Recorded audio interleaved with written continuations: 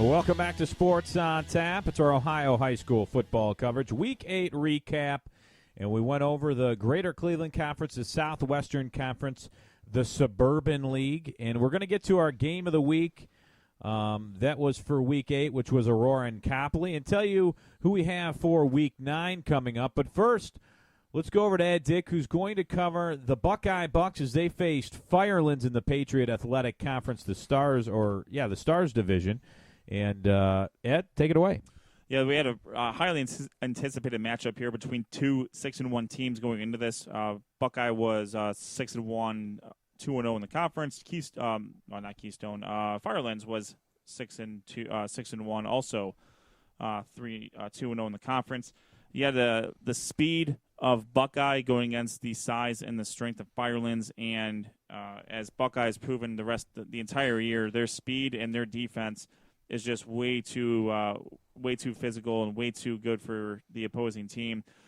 Buckeye got 3 Michael Durkee touchdown runs in the first quarter. Wow. 27 yards out, 1 yard out, and 1 yard out to take a quick 21-0 lead. In the second quarter, Richard Gatt connected on a 25-yard field goal, and then Justin Kennedy ran a jet sweep for a 48-yard touchdown run to give Buckeye a 31-0 lead at the half, triggering the running clock. Mike Whitaker was able to get on the board for Firelands with a 33-yard run. Kennedy then countered with a 35-yard run of his own. Then a final touchdown by Firelands by Michael Bansek from 9 yards out accounted for the final score of 38-14. Quite the contest and defensive effort for the Buckeye Bucks. Justin Kennedy went over 1,000 yards rushing on the season, and unfortunately for the Falcons, they just couldn't stop Buckeyes. They ran 2 plays. Their base play, and this is an offense that Brunswick used to run back in the late 2000s, just a jet sweep and QB counter, and it was just a complete overwhelming from the Bucks to Firelands. This team, the Buckeye Bucks, they've had to battle injuries. Their starting quarterback got hurt in the first game. Michael Durkee's not a quarterback. But they've found a way to make it work. And the thing about this staff is this isn't the first time this has happened to them. I think I might have talked about this before. In 2002, which was the year after I graduated, their starting quarterback got hurt in a preseason scrimmage, so they took their best wide receiver, Matt Wisniewski, and put him at quarterback and let him run the offense. And they ended up going 11-1 that year. He was the second-team All-State quarterback for Division I. So this is something that team just knows what to do, and they know how to handle things. Michael Durkee ended up with 15 rushes for 88 yards and 3 touchdowns. Justin Kennedy had 12 carries for 211 yards and 2 touchdowns. And then wide receiver Richard Van Boxel also had 6 carries for 57 yards. So you see the rushing attack. The rushing attack was all over the place there. Firelands came into the game with a very high rushing attack themselves. They entered with a rushing for about 350 yards during the course of its 6-game winning streak. However, the Buckeye defense was just all over the place. And unfortunately for Firelands, their 1,000-yard rusher, Nick Denny, was hurt early in the second quarter. He only had 3 carries for 5 yards. So big win for Buckeye. And they will go up against Keystone from LaGrange, also 6-2, 2-1 in the conference. They can clinch a share of their 4th straight Patriot Athletic Conference Stars Division Championship with a home victory next week. Medina Buckeye sits 4th in Division III, Region 9. They do not control their own destiny yet. However, with the victory next week, I have to think they will be in that conversation. In fact, if the season were to end today, they were going to host St. Vincent St. Mary in the first round of the playoffs. So you got a tough region there. Alliance Marlington, the defending state champion, Akron Archbishop Hoban. You have perennial powerhouse Dover, West Geauga, who we saw last year take on Buckeye. So real tough conference there for Division III, Region 9. Now we have our Sports on Tap podcast of the week. You guys, or game of the week. You guys, we have podcast of the week every week. I'm sorry, I went off. I guess I pulled a Ron Burgundy there. I'm Ron Burgundy. I hope Duffy didn't put some incriminating words into this recap I'm about to read. My God. Oh, yeah, our Sports on Tap game of the week saw the Aurora Greenmen take on the Copley Indians. Guys, how was that? Just before we get into the recap, I mean, explain. How was the atmosphere there? And cold. It was very, very cold. It was cold out there, huh? Oh yeah. Well, do you know what was surprising was it was 46 degrees and everyone acted like it was like 20. It did. Because we're just not used to it yet. But yeah, well, it was we were kind of getting into the valley. So in that valley, the cold just stays there. So, that was the first game of the year that we've really had some colder temperatures, and it really affected us a little bit on the sidelines. But the play on the field was excellent, especially for Aurora in that first half. Their defense came out and really held Copley in check. As usual, teams going to the locker room at halftime. Copley made some adjustments, and they started making some plays, specifically with Weston Bridges. He finally was able to bust out a large run, I believe, of 70 yards. But in this game, Aurora was just too much. Gavin Blunt made some great plays there in the second half. I'll let Ed go a little further into detail into our in-depth recap. But overall, just a really good game. Very impressed with Aurora, how they came out and really showed some physicality in this game and took it to Copley there towards the end. Yeah, absolutely. I mean, this was a battle of two of the top 5 teams in Division II, Region 5. And this game had major Suburban League American Division implications to it. The Aurora defense, particularly senior linebacker Bubba Arslanian, they were on a mission to stop Weston Bridges and Austin Berner from Copley. Arslanian did get the Greenman on the board first when he tipped and intercepted an Austin Berner pass and took it 47 yards to the house for a pick 6, giving the Aurora Greenmen a 7-0 early lead in the first quarter. The defense held stout, gave their offense the ball on the Copley 45-yard line. Then Chris Vanzo, I think I heard that name before already. Anyways. Chris Vanzo, I think, let me backtrack here. Chris Barksdale was the Highland running back that we were talking about back in the Highland Talmadge score. So my apologies to Mr. Barksdale, but big ups on him there. Chris Vanzo, playing for the Aurora Greenmen this time around, used a 26-yard run to set up a 2-yard touchdown run by Jonathan Blue, and the Greenmen held a 14-0 lead at the end of the first quarter. Copley then opened the second quarter on their own 34-yard line, and we're beginning to capture some momentum. Arslanian got his second interception of the night, gave the Greenmen a short field in which to work with.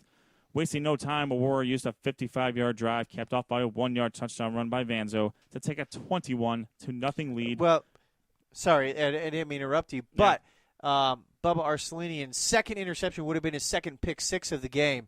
However, there was a penalty after the interception, so the touchdown was nullified. But Aurora did control the ball. Very nice. I appreciate the extra color there. Very solid. Vanzo was able to punch it in from 1 yard out, giving Aurora a 21-0 lead with 3:50 left in the first half. Copley then used the hurry-up offense. They went 65 yards in a hurry and scored on a 3-yard touchdown run to cut the Aurora lead to 21-7 with 55 seconds left. However, Aurora's Gavin Blunt took the ensuing kickoff on an electrifying 89 yards for a touchdown. Aurora with a 28-7 lead at the half.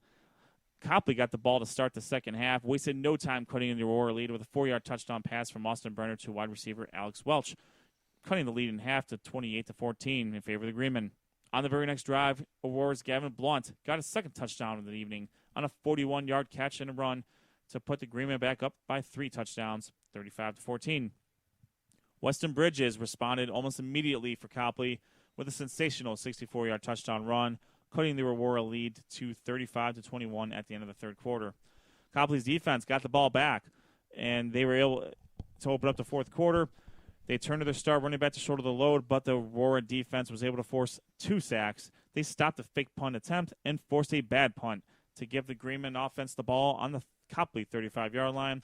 Blunt continued his fantastic night, scoring his 3rd touchdown on a beautiful one-handed touchdown grab to give Aurora a 42-21 lead with just over 5 minutes left in the game. And speaking of that one-handed catch, not to interrupt you, Ed, yes, but Rob Troutman did a very good job catching that on video. If you want to see video highlights of this game, click on over to neosportsinsiders.com. We also have the link on our Facebook page. You can check out. We do an awesome job of getting the highlights, video highlights for this game. So that catch by Gavin Blunt there, for the 6 in the end zone one-handed. Great catch, was all caught on the cameras of Rob Troutman. And it was also on our Facebook page and YouTube page if you want to see more highlights, which you want to see them all over the place. That's where they're at. Dick. Yeah, Copley was able to get back and was able to respond quickly after the 42-21 lead. They quickly struck on a 4-play, 54-yard drive highlighted by a 40-yard reception by senior receiver Will Bridges, and then a 10-yard touchdown run by running back Weston Bridges, cutting the lead to 42-28 with 3:51 remaining. A failed onside kick attempt and 2 crucial first downs for Aurora. They were able to bleed the clock and secure the victory. Big win for Aurora. Lots of computer points going on the board there. Aurora's Gavin Blunt had 3 receptions for 64 yards and 2 touchdowns to go along with 124 yards and a touchdown on special teams. Chris Vanzo contributed 90 yards rushing and with a touchdown in the victory. Copley running back Weston Bridges finishes with 191 yards rushing on 20 carries and 2 touchdowns in the losing effort.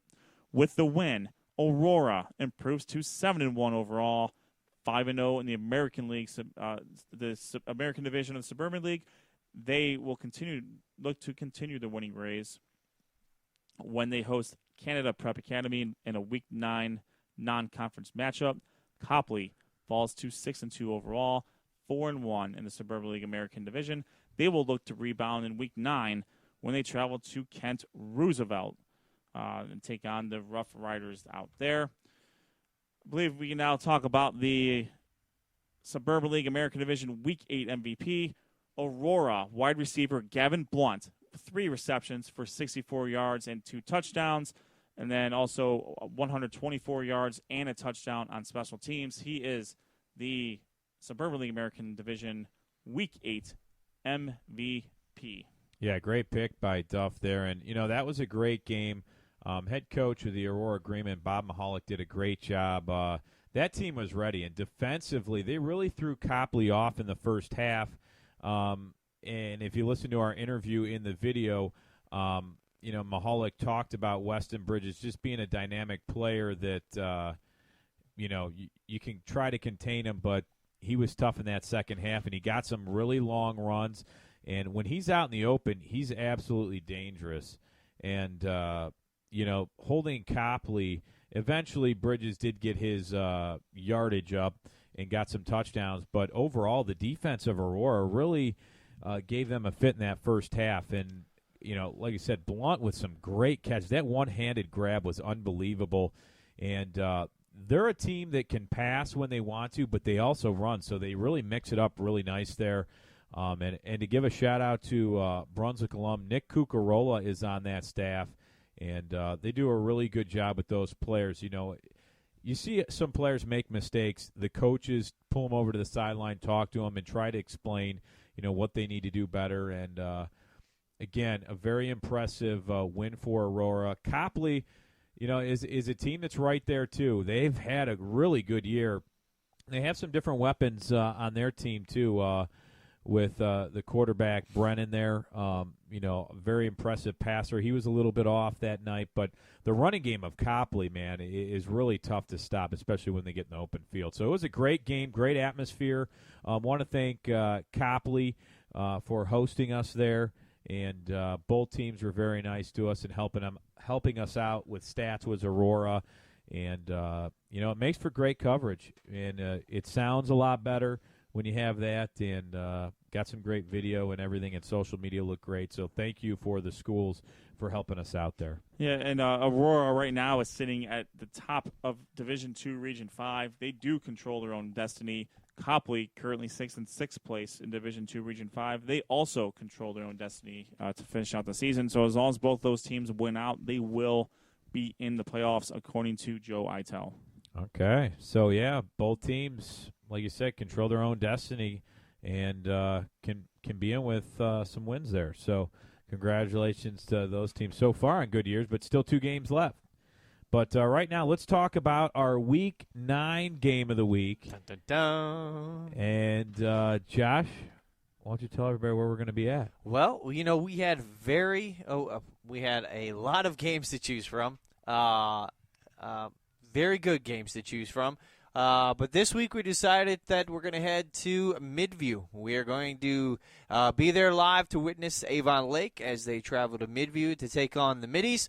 That is our Week 9 game of the week. As usual, game of the week for Sports on Tap means you're going to get social media coverage. We'll be doing live updates during the game.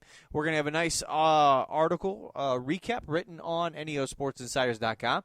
And we will hopefully have some good video coverage as I will be making my debut on the camera this weekend. But it'll be all right. It'll be fun. We're looking forward to going to Midview. It's going to be a great game. A lot on the line here. Yeah, big time. So very much looking forward to it. It's going to be awesome. So if you see us out there, make sure you follow us on Twitter at SOT Podcast. Give us a like on Facebook also. We'll be tweeting during the game. And make sure you retweet us and do all those fun things because we enjoy your company on the Twitterverse. And right now, you have Avon Lake at 6-2 in the 7th spot, according to Joe Eitel. Midview at 7-1 in the 3rd spot. And Midview, though, has won 4 in a row. And, their last win coming at Lakewood. They beat Olmsted Falls, Westlake, and Berea Mid-Park. So a big game for Avon Lake is they're going to take on a tough Midview team. Midview's always tough at home. A Southwestern Conference showdown, and it's going to be a good one. Guys, any last thoughts on any of the conferences in our show tonight? Just looking forward to Week 9. I mean, things are getting interesting now, so playoff spots are definitely on the line. Yeah, no, in my division, Suburban League National Division, I'm looking forward to seeing Brecksville Broadview Heights traverse the last 2 games against Stowe and Hudson. They were down their stud quarterback last year going into this stretch of games. Luke Sternad is very much healthy, and he's very much raring to go. And I'm looking forward to see how he's going to go against 2 stout defenses with Stowe and Hudson, just with the offensive output that the Bees are capable of pulling up. Yeah, Sternad's tough. We've seen him a lot this year. Just a really good passer, very smart, and that should be a great game. But a lot of good games coming up. Week 9 and Week 10. It's going to get down to it, folks. It's going to come down to who's going to be into the playoffs and who's out. Some teams are going to have to get some help and a win. So we'll give you the latest. Again, we're on Twitter at SOT Podcast. And we'll give you the schedule coming up on Friday, along with all kinds of scores from that evening.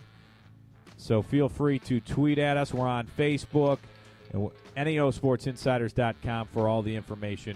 It's going to be a fun night. We'll see you in Midview.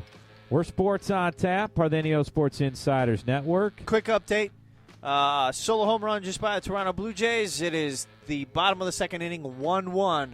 Up there in Toronto, Game 3 of the ALCS. And Trevor Bauer did not make it into the 2nd inning as his finger just was given all kinds of problems, so they had to take him out. Right now it's Otero in there. But I want to thank everyone for listening. We're Sports on Tap. It's our Week 8 recap. It's our Ohio high school football coverage. Thanks, everyone, for listening. Have a great week. We'll see you in Midview and talk to you next week. Take care.